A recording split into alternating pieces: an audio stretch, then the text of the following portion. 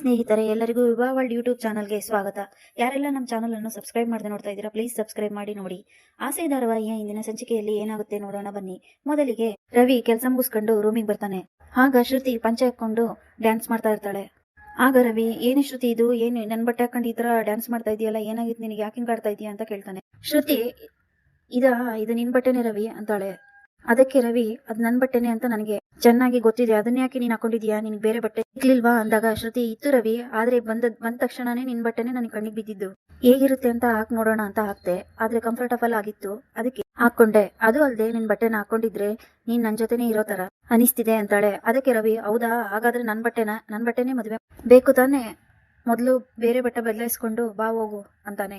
ಆಗ ಶ್ರುತಿ, ಅದೆಲ್ಲ ಆಗಲ್ಲ, ಇದೇ ಚೆನ್ನಾಗಿದೆ ಅಂದಾಗ ರವಿ, ಶ್ರುತಿ, ನೀನ್ ಇದನ್ನೇ ಹಾಕೊಳ್ಳೋದೇ ಆಗಿದ್ರೆ 2 ಕಬೋರ್ಡ್ ತುಂಬಾ ಬಟ್ಟೆ ಹಾಕಿ ತೆಗೆದಿಟ್ಟಿದ್ಯಾ ಅಂತ ಕೇಳ್ತಾನೆ. ಅದಕ್ಕೆ ಶ್ರುತಿ, ಅದೆಲ್ಲ ನೀನೇ ಹಾಕೋ ರವಿ ಅಂದಾಗ ರವಿ, ಏನೋ ನಾನ್ ಹಾಕೋಬೇಕಾ, ಶ್ರುತಿ ಏನ್ ಹೇಳ್ತಿದೀಯಾ, ಹುಡುಗಿರ ಬಟ್ಟೆನ ನಾನು ಹೇಗೆ ಹಾಕೊಳ್ಳೋದು ಅಂತಾನೆ. ಆಗ ಶ್ರುತಿ, ಯಾಕೆ ರವಿ, ಹುಡುಗರ ಬಟ್ಟೆನ ನಾವು ಹಾಕೊಳ್ಳಲ್ವಾ, ಇದು ಅದೇ ತರನೇ, ಒಂದ್ ಕೆಲ್ಸ ಮಾಡು, ನಿನ್ ಮೇಲೆ ಪ್ರೀತಿ ಇದ್ದಿದ್ದಕ್ಕೆ ನಾನು ಈ ಬಟ್ಟೆನ ಹಾಕೊಂಡಿದೀನಿ, ಹಾಗೆ ನನ್ ಮೇಲೆ ನಿನ್ ಪ್ರೀತಿ ಇದ್ರೆ ನೀನು ನನ್ನ ಬಟ್ಟೆ ಹಾಕೋ ಅಂತ ಶ್ರುತಿ ಒಂದ್ ನೈಟಿ ಕೊಡ್ತಾಳೆ. ಆಗ ರವಿ ನೈಟಿನ ಅಂತ ತೆಗೆದು ಎಸ್ತು, ಇದನ್ನ ಹಾಕೊಂಡು ನಿನ್ ಮೇಲೆ ಪ್ರೀತಿ ಇದ್ರೆ ಅಂತ ನಾನು ಇದನ್ನ ಹಾಕೊಂಡು ತೋರಿಸ್ಬೇಕಾ ನಿನಗೆ ಅಂದಾಗ ಶ್ರುತಿ, ನಿನ್ ಪ್ರೀತಿ ನಿಜವಾಗಿ ನೀನು ಯೋಚನೆ ಮಾಡ್ತಿರ್ಲಿಲ್ಲ, ಆ ಬಟ್ಟೆನ ಹಾಕೊಂತಿದ್ದೆ, ಆದ್ರೆ ನಿನ್ಗೆ ನನ್ ಮೇಲೆ ಪ್ರೀತಿನೇ ಇಲ್ಲ ಅಂತಾಳೆ. ಅದಕ್ಕೆ ರವಿ ಯೋಚನೆ ಮಾಡಿ, ಈಗೇನು ಈ ಬಟನ್ ಹಾಕೊಂಡ್ರೆ ನಿನ್ನ ಮೇಲೆ ನನಗೆ ಪ್ರೀತಿ ಇದೆ ಅಂತ ಒಪ್ಕೊಂತೀಯಲ್ವಾ, ಅಷ್ಟೇ ತಾನೇ, ಸರಿ ಕೊಡು ಅಂತ ರವಿ ನೈಟಿನ ಹಾಕೊಂಡ್ ಬರ್ತಾನೆ. ಶ್ರುತಿ ರವಿನ ನೋಡಿ, ರವಿ ಎಷ್ಟು ಚೆನ್ನಾಗಿದ್ಯಾ ಗೊತ್ತಾ ಅಂತ ನಗ್ತಾ ಇದ್ರೆ, ರವಿ, ಈಗ ಪ್ರೀತಿ ಇದೆ ಅಂತ ಗೊತ್ತಾಯ್ತು ತಾನೆ, ನಾನು ಹೋಗಿ ಬಟ್ಟೆ ಬದಲಾಯಿಸ್ಕೊಂಡ್ ಬರ್ತೀನಿ ಅಂದಾಗ ಶ್ರುತಿ ರವಿನ ಹಿಡ್ಕೊಂಡು, ಏನ್ ರವಿ, ಬರೀ ಈ ರೂಮಲ್ಲಿ ಮಾತ್ರನೇ ಈ ಬಟ್ಟೆ ಹಾಕೊಂಡ್ಬಿಟ್ರೆ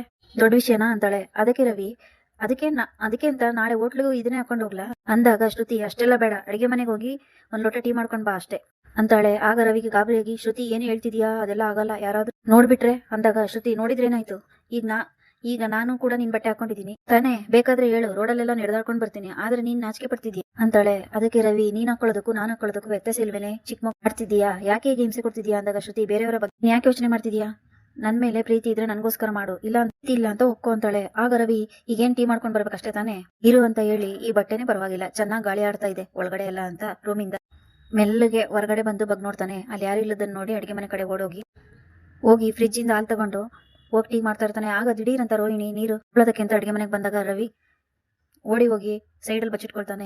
ಆಗ ರೋಹಿಣಿ ಅವಳಿಗೇನು ಗೊತ್ತಿಲ್ಲದೆ ನೀರಲ್ಲಿಂದ ತಗೊಂಡು ಹೋಗ್ತಾಳೆ. ಈ ಕಡೆ ಶಾಂತಿ, ಯಾಕೋ ಹೊಟ್ಟೆ ಸಿತ್ತಿದೆಯಲ್ಲ, ಏನಾದ್ರೂ ಇದೆಯಾ ನೋಡೋಣ ಅಂತ ಅಡಿಗೆ ಮನೆಗೆ ಹತ್ರ ಬಂದು ನೋಡಿದಾಗ ಅಡಿಗೆ ಮನೆಯಲ್ಲಿ ಶಬ್ದ ಆಗ್ತಿರುತ್ತೆ. ಆಗ ಶಾಂತಿ, ಏನಿದು ಶಬ್ದ ಅಂತ ಬಗ್ಗಿ ರವಿನ ನೋಡಿ, ರವಿ ಯಾರು ಅಂತ ಗೊತ್ತಾಗದೆ ಮನೆಯವ್ರನ್ನೆಲ್ಲ ಬೇಗ ಬನ್ನಿ ಅಂತ ಕಿರ್ಚ್ಕೊತಿರ್ತಾಳೆ.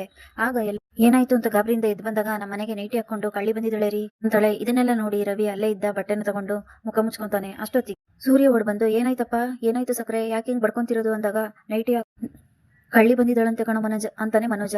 ಅದಕ್ಕೆ ಮೀನಾ, ಅತ್ತೆ ಇಷ್ಟೊತ್ತಲ್ಲಿ ಕನ್ಸೇನಾದ್ರೂ ಬಿತ್ತ ಅಂದಾಗ ಶಾಂತಿ, ಇವಳೊಬ್ಳು ಇಷ್ಟೊತ್ತಲ್ಲಿ ಕನ್ಸು ಬೀಳ್ತದೆ, ಅದಲ್ದೆ ನಾವೆಲ್ಲ ಇರುವಾಗ ಯಾರೋ ನೈಟಿ ಹಾಕೊಂಡ್ಬಂದು ಅಡಿಗೆ ಮನೆಯಲ್ಲಿ ಏನೋ ಕದೀತಿದ್ದಾರೆ ಅಂತಾರೆ. ಅದಕ್ಕೆ ಮೀನಾ, ಅತ್ತೆ ಎಲ್ಲಾ ಬಾಗ್ಲನ್ನು ಸರಿಯಾಗಿ ಮುಚ್ಚಿದೀನಿ, ಅತ್ತೆ ಹೇಗತ್ತೆ ಬರೋದಕ್ಕೆ ಆಗುತ್ತೆ ಅಂದಾಗ ಶಾಂತಿ, ಹೌದು ಕಣೆ, ಚೆನ್ನಾಗಿ ಮುಚ್ಚಿದ್ಯಾ, ಸುಮ್ನೆ ಇರು, ನೀನೊಬ್ಳು ಸುಮ್ನೆ ಮಾತಾಡ್ತಾನೆ ಇರ್ತಾಳೆ ಅಂತಾರೆ. ಆಗ ರೋಹಿಣಿ, ಅತ್ತೆ ಪೊಲೀಸರಿಗೆ ಫೋನ್ ಮಾಡೋಣವಾ ಅಂದಾಗ ಸೂರ್ಯ, ಪೊಲೀಸ್ ಎಲ್ಲ ಯಾಕೆ, ಈ ಕಡೆ ಬನ್ನಿ, ನಾನ್ ನೋಡ್ತೀನಿ ಅಂತಾರೆ.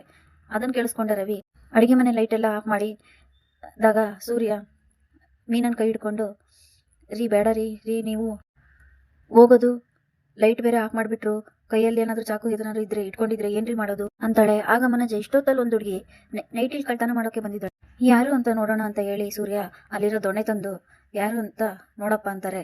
ಆಗ ಸೂರ್ಯ ಕೈಯಲ್ಲಿ ದೊಣ್ಣೆ ಇಟ್ಕೊಂಡು, ಯಾರಮ್ಮ ನೀನು, ಆಚೆ ಬಾ, ನಾಚಿಕೆ ಆಗಲ್ವಾ ನಿನಗೆ, ಹೀಗೆ ಕಳ್ತನ ಮಾಡಕ್ ಬಂದಿದೆಯಲ್ಲ ಅಂದಾಗ ರವಿ ಮುಖ ಮುಚ್ಕೊಂಡು ಗೋಡೆ ಕಡೆ ಮುಖ ಮಾಡ್ಕೊಂಡು ನಿಂತಿರ್ತಾನೆ. ಆಗ ಸೂರ್ಯ ಹಿಂದೆಯಿಂದ ರವಿನ ಎತ್ಕೊಂಡು ಬಂದು ಆಚೆ ಇಳಿಸಿದಾಗ ಎಲ್ಲರೂ ಮುಖಕ್ಕೆ ಹಾಕಿದ ಬಟ್ಟೆ ಕಿತ್ತು ಹಾಕಿ ರವಿ ಅಂತ ಗೊತ್ತಾಗಿ ಶಾಕ್ ಆಗ್ತಾರೆ. ಮನೆಯವರೆಲ್ಲ, ಯಾಕೋ ಈಗ ನೈಟಿ ಹಾಕೊಂಡಿದ್ಯಾ ಅಂತ ಕೇಳ್ತಿರುವಾಗ ಶಾಂತಿ ಮಾತ್ರ, ಏನೋ ಆಗಿದೆ ನಿನ್ಗೆ, ಹುಚ್ಚಿಡ್ದಿದ್ಯಾ ಅಂತ ಅಟ್ಟಾಡ್ಸ್ಕೊಂಡು ಹೊಡಿತಿರ್ತಾರೆ.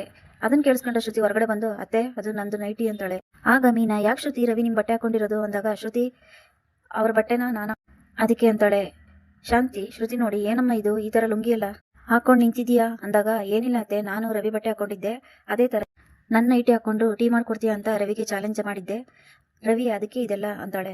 ಆಗ ಶಾಂತಿ, ರವಿ ಅವಳಿಗೇನ್ ಹೇಳ್ತಾಳೋ ನೀನ್ ಕೇಳ್ತೀಯಾ ನೈಟಿನೂ ಹಾಕ್ಕಂತೀನೋ ಅಂತ ಬೈದು ಶ್ರುತಿ ಹತ್ರ ಬಂದು, ಇಲ್ಲಿ ನೋಡಮ್ಮ ಶ್ರುತಿ, ನನಗೆ 3 ಜನ ಗಂಡ್ಮಕ್ಳು, ಬೇರೆ ಮನೆಗಳಲ್ಲಿ ಹೆಣ್ಮಕ್ಳಿಲ್ಲ ಅಂದ್ರೆ ಹೆಣ್ಮಕ್ಳು ಬಟ್ಟೆನ ಗಂಡ್ಮಕ್ಳಿಗೆ ಹಾಕಿ ಅಂತ ನೋಡ್ತಾರೆ. ಆದ್ರೆ ನಾನು ಅದನ್ನ ಕೂಡ ಮಾಡಿಲ್ಲ, 3 ಸಿಮ್ಗಳನ್ನ ಎತ್ತಿದೀನಿ ಅಂತ ಗರ್ವದಿಂದ ಇದ್ದೀನಿ. ಆಗಿರುವಾಗ ತಮಾಷೆಗೆ ಅಂತ ಈ ತರ ಎಲ್ಲ ಮಾಡೋದಾ ಅಂತ ಬೈತಾರೆ. ಆಗ ಶ್ರುತಿ, ಯಾಕತ್ತೆ ಹುಡುಗಿ ಬಟ್ಟೆನ ಹಾಕಿದ್ರೆ ತಪ್ಪ, ಇಲ್ಲ ಹೆಣ್ಮಕ್ಳು ಬಟ್ಟೆ ಹಾಕಿದ್ರೆ ರವಿ ಹುಡುಗ ಅಲ್ಲ ಅಂತ ಆಗ್ಬಿಡುತ್ತಾ, ಸುಮ್ನೆ ತಮಾಷೆಗೆ ಅಂತ ಅಂತಾಳೆ.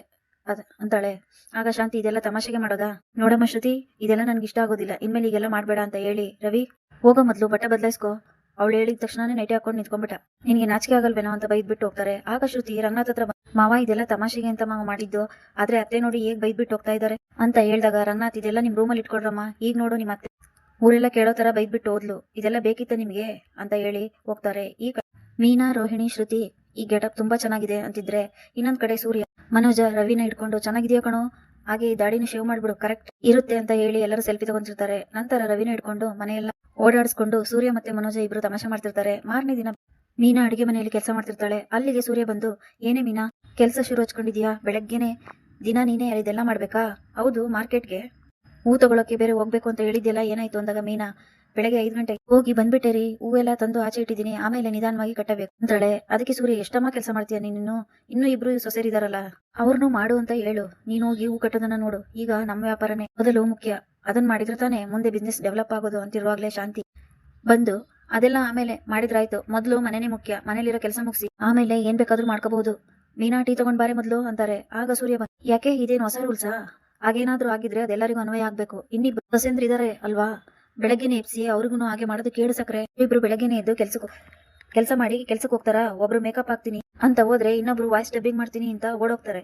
ಅವರು ಯಾರು ಯಾವ ಕೆಲ್ಸಾನು ಮಾಡೋದಿಲ್ಲ, ಮೀನಾ ಮಾತ್ರ ಎಲ್ಲಾ ಕೆಲಸ ಮಾಡ್ಬೇಕು ಅಂತಾನೆ. ಆಗ ಮೀನಾ ಬಂದು, ರೀ ಬಿಡ್ರಿ ಅದೆಲ್ಲ ಯಾಕೆ, ಈಗ ಅತ್ತೆ ತಗೊಳ್ಳಿ ಅಂತ ಕೊಡ್ತಾಳೆ. ಆಗ ಶಾಂತಿ, ಏನೇ ನಾನ್ ನಿನ್ ಕೆಲಸ ಕೊಟ್ಟು ಹಿಂಸೆ ಮಾಡ್ತಿದ್ದೀನಿ ಅಂತ ಇವನ ಹತ್ರ ಅಷ್ಟು ಬೇಗ ಚುಚ್ಚಿಬಿಟ್ಟಿದ್ಯಾ ಅಂತ ಕೇಳಿದಾಗ ಮೀನಾ, ಅತ್ತೆ ಅದೆಲ್ಲ ನಾನೇನು ಹೇಳಲಿಲ್ಲ, ನಾನು ಹೇಳ್ದೆ ಅಂತ ಯಾಕೆ ಹೇಳ್ತಿದ್ದೀರಾ ಅತ್ತೆ, ಹೇಳಿ ರೀ ನಿಮ್ಗೇನ್ ಬೇಕು ಅಂತ ಹೇಳಿ ಅದನ್ನ ಮಾಡ್ಕೊಡ್ತೀನಿ, ಸುಮ್ನೆ ಇರ್ರಿ, ಜಗಳ ಯಾಕೆ ಅಂತಾಳೆ. ಆಗ ಸೂರ್ಯ, ಇವರಿಗೆಲ್ಲ ಮಾಡೋದಲ್ದೆ ನನಗ್ ಬೇರೆ ಮಾಡ್ತೀಯಾ, ಹೋಗಮ್ಮ ನೀನು, ನನಗೇನು ಬೇಡ ಅಂದಾಗ ಶಾಂತಿ, ಒಬ್ಬೊಬ್ರಿಗೆ ಒಂದೊಂದ್ ಮಾಡೋದಕ್ಕಾಗತ್ತಾ, ರೋಹಿಣಿಗೆ ಏನ್ ಇಷ್ಟ ಅಂತ ಕೇಳಿ ಅದನ್ನೇ ಮಾಡು, ಮನೋಜನಿಗಾದ್ರೆ ನೀನ್ ಮಾಡಲ್ವಲ್ಲ, ರೋಹಿಣಿಗಾದ್ರೂ ಅವಳು ಏನಿಷ್ಟ ಅಂತ ಹೇಳಿ ಅದನ್ನೇ ಮಾಡ್ಕೊಡು ಅಂತಾರೆ. ಆಗ ಸೂರ್ಯ ಬಂದು, ಹಾಗಾದ್ರೆ ಪೌಡರ್ ಅಮ್ಮನಿಗೆ ಇಷ್ಟ ಆಗೋದನ್ನ ಮನೇಲಿ ನಾವೆಲ್ಲರೂ ತಿನ್ಬೇಕಾ ಅಂದಾಗ ಶಾಂತಿ, ಮನೋಜ್ ರೋಹಿಣಿ ಬಿಸ್ನೆಸ್ ಮಾಡೋರು 4-6 ಜಾಗಕ್ಕೆ ಓಡಾಡ್ತಿರ್ತಾರೆ, ಊಟ ಮಾಡೋದಕ್ಕೆ ಟೈಮ್ ಇರುತ್ತೋ ಇರೋದಿಲ್ಲ, ಮನೇಲಿ ಇರುವಾಗ್ಲಾದ್ರೂ ಅವ್ರಿಗೆ ಇಷ್ಟ ಆಗೋದು ತಿನ್ಲಿ ಬಿಡು ಅಂತಾರೆ. ಆಗ ಸೂರ್ಯ, ಹೌದೌದು ಕರೆಕ್ಟ್ ಸಕ್ರೆ, ಅವ್ನು ಯಾವಾಗ ಯಾವ ದೇವಸ್ಥಾನದಲ್ಲಿ ಕೂತ್ಕೊಂಡು ಭಿಕ್ಷೆ ಬಿಡ್ತಾನೋ ಅಂತ ಯಾರಿಗೆ ಗೊತ್ತಾಗುತ್ತೆ ಅನ್ನುವಾಗ್ಲೇನೆ ಮನೋಜ್ ಮತ್ತೆ ರೋಹಿಣಿ ಬಂದು, ಸೂರ್ಯ ನನ್ ಬಗ್ಗೆನೇ ಮಾತಾಡ್ತಿದ್ಯಾ ಅಂತಾನೆ. ಅದಕ್ಕೆ ಸೂರ್ಯ, ಇರೋದನ್ನೇ ಕಣ ಹೇಳ್ತಾ ಇರೋದು, ಈಗ ಭಿಕ್ಷೆ ಬೇಡಿತಾನೆ ಬಿಸ್ನೆಸ್ ಮಾಡೋದಕ್ಕೆ ಹೊರಟಿರೋದು, ದುಡ್ಡಿಲ್ಲ ಅಂತ ಭಿಕ್ಷೆ